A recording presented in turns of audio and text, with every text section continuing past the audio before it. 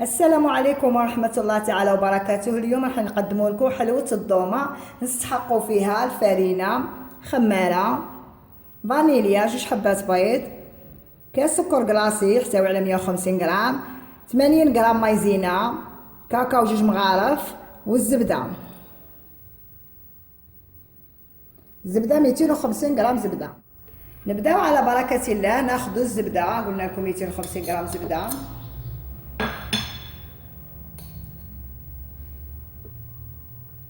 نصف ملعقة فانيليا غبرة، سكر كلاصي كاس اللي يحتوي على 150. نبداو نخلطو باليد حتى تندمج هاد المواد مع بعض كما عودتكم دائما. عجينة الصابلي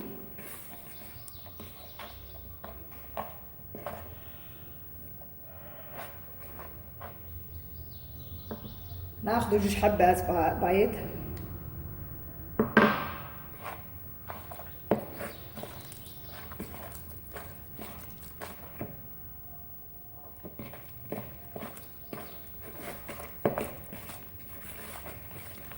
هكذا راح نخلطو.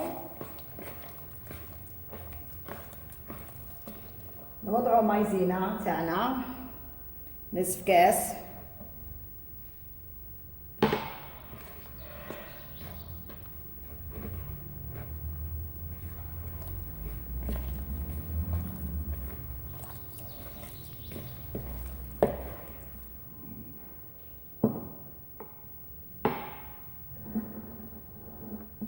نبداو دروك نوضعو في الفرينة هكذا.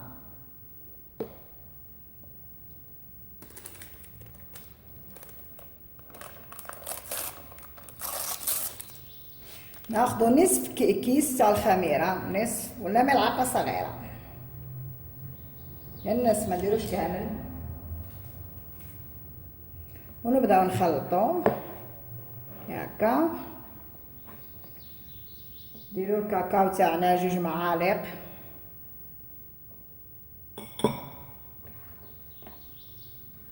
واحد نلمو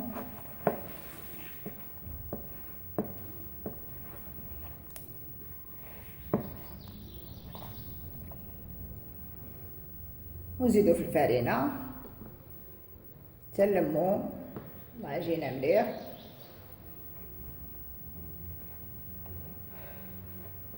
نبداو نلمو في العجينة حتى تلم كيما عودتكم في الصابلي. هاهي العجينة بعد ما لميناها كي راكم تشوفوا تجي هشة هاكي الصابلي تقريبا. شوفوا العجينة. ونستحقوا هاد السيليكون هاد النوعية باش نخدموا بها. هاهي العجينة تاعنا بعد ما لميناها. ناخدو هاد المول راكم تشوفوا، نبداو نعملو فيه، نوضعو كوريات صغار هكذا، ونبداو نوضعوهم في الحبات هكذا. كوريات نخطا نديروهم نفس الحجم باش ما هكذا. كاع نعملو المربعات هكذا صغار، الحجم تاعهم صغير هكا.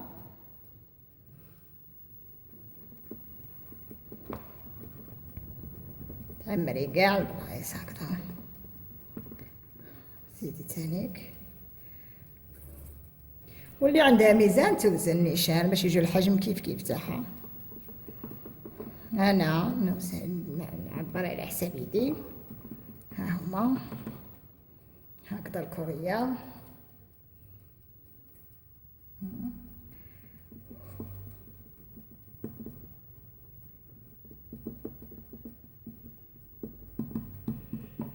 كما هكذا نعملو كاع المربعات تنكملوهم كاع.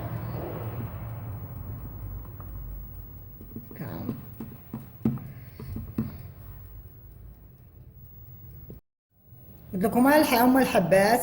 الا بغيتي توزني بالميزان يكون عندك الميزان 10 غرامات تقريبا درناهم. وها هو ليمول بعد ما عملناه كتشوفوا. غنوضعوا الطاجين على هاد الطريقه، نقلبوه كيما هكذا.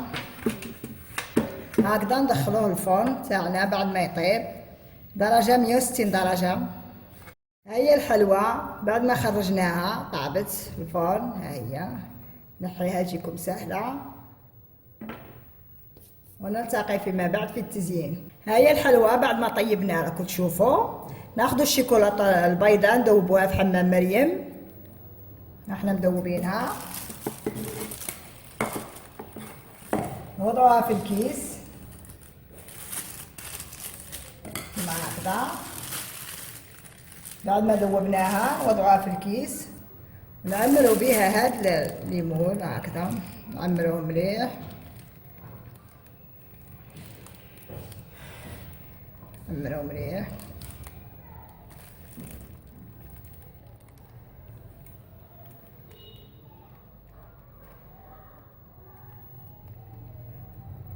نعمروا الحبات،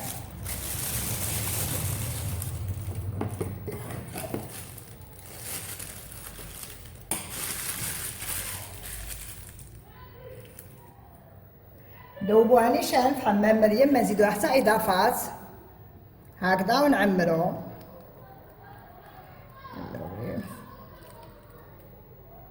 هكذا.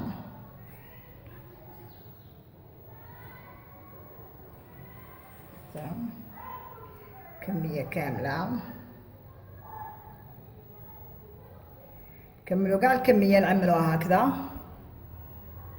هكذا راكم تشوفوا عملنا عليه درنا الكيس باش ما يسيحلناش منا ولا بالمغرف، مهم وضربوا مليح كيما هكذا باش كاع يتملاو الفراغات، وتوضعوه في الثلاجة حتى يبرد، ونلتقي فيما بعد. ها هي الشيكولا البيضاء بعد ما وضعناها في الثلاجة نخرجوها كيما هكا بالسياس باش ما تكسرش، هكذا حبة تشوفوا حبة تاعنا كي تنحى زيدوا الحبة الثانية كاع ينحوهم بالسياس. إذا كان عندكم هذا واحد عاودوا كرروا العملية نفسها. درك نوريكم طريقة التزيين.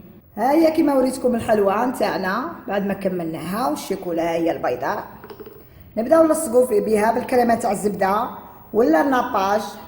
نوريكم حبات، تاخذي هكذا الحبة كيما هكذا، توضعي لها كريم الزبدة ما تكثريش بزاف، ولا كونفيتير، انا مهم نبغيها هكذا بالكريمه ولا بالناباج. كريمه الزبده تلصقي الحبه هكذا بيضاء معاها، مهم ما تبينيش الكريمه، ما تخرجش الكريمه هكذا كتشوفوا. ها هي الحبه تاعنا، نزيدو نديرها بالناباج.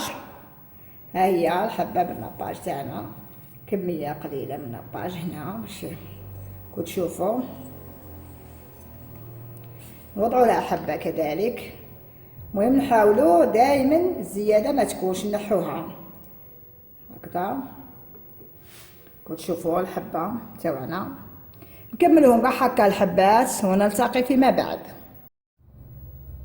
ها هي حلوه الضومه بعد ما كملناها، شوفوا الشكل تاعها. قلت لكم توضعوا لها الكريمه تاع الزبده ولا كونفيتير ولا باش تلصقوهم وخلاص، المهم الجوانب ما يبانش فيها كونفيتير ولا، مهم كل حاجه اللي درتوها بها لصقتوا بها ما تبانش. وان شاء الله تسيوها ان شاء الله وتعجبكم. ولا عجبكم الفيديو ما تنساوش تواصلوا معنا، والسلام عليكم ورحمه الله تعالى وبركاته.